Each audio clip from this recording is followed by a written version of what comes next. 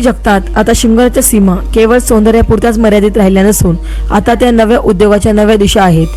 त्यामुळे महिलांनी या नव्या उद्योगाकडे वळले पाहिजे असे आवाहन श्रीमती सिंधू वासमवार यांनी केले। त्या इरा सौंदर्य अकॅडमीच्या उद्घाटन प्रसंगी कोर्ट रोड पैठण येथे बोलत होत्या।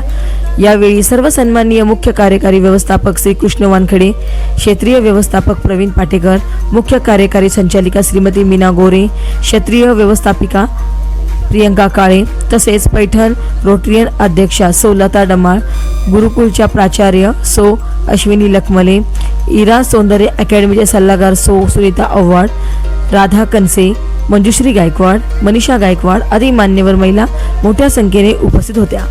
ब्युटी पार्लर, शिवणकाम, सेरामिक पेंटिंग, क्राफ्ट आर्ट्स यासह पैठणी विणकाम आणि तावदानी भरतकाम आदी व्यावसायिक विषयावर श्रीमती सिंधू वासमवार यांनी मार्गदर्शन केले।